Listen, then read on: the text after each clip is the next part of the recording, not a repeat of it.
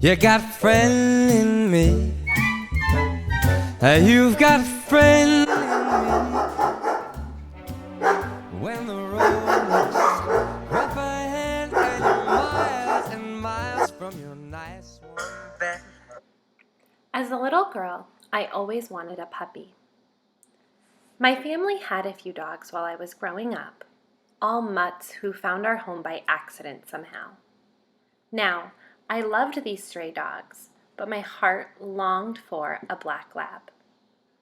I had this vision as a little girl that labs were the most loving and cuddly dogs on earth. Every time I asked for a lab, my mom told me, "Maybe one day, Erica." But I knew this was her way of saying, "Not in this house." My parents never let me get one, but fast forward to 15 years later, when I moved to Pachuca Hidalgo, Mexico, a beautiful city, to teach for 2 years. Now I could get a dog. This would be my first mission, and it would possibly change my life. I skipped up to the front of the church, squeezing my husband's hand, dragging him along the sidewalk. "Come on," I exclaimed. "We need to get there before the seller. We don't want to show up late and make them think we are going to be irresponsible parents." Dog parents, that is.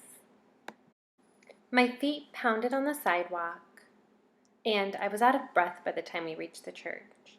From excitement or the race through the city, I can't be sure.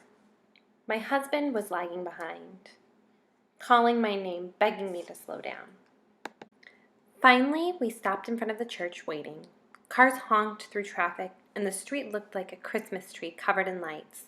Brake lights, headlights, blinkers, and traffic lights. Which car carries the puppy? I kept asking myself. I paced back and forth, peeking in windows, just waiting for that car to pull over to the side of the road. Finally, it happened. I rushed over to the car as the lady slowly stepped out. For what seemed like an eternity, she introduced herself and gave some history on the dog. "I don't care," I thought to myself. "I just want to see the puppy." The owner pulled out a small brown box. Cardboard box, not a crate. She lifted the black ball of fur out of the box and carefully placed him on the sidewalk. He, the puppy, was unsure at first. He sniffed the ground and then stared up at me with his big puppy eyes. I kneeled down and he curled up right at my feet. I pet him and loved on him while my husband and the owner chatted away. I told myself, I will never forget this moment. The way he curled up in a ball, closed his big brown eyes, and instantly fell in love. I knew this puppy was meant for me. That night, we brought the puppy home. We decided to name him Choco. My love for chocolate milk would clearly come second to this puppy. My new love. From the first day, Choco was a cuddler, a loving dog. Not a day goes by where he doesn't lay at my feet or put his head on my chest. Those big brown eyes, although 50 pounds heavier, forever left an imprint on my heart, bringing me back to that special day. It has been almost 6 years since we met Choco at the church corner, but we will never forget that day. He is an important part of our little family, and although he drives me crazy at times and I need to vacuum every day, he truly lights up my days, and our lives wouldn't be the same without him.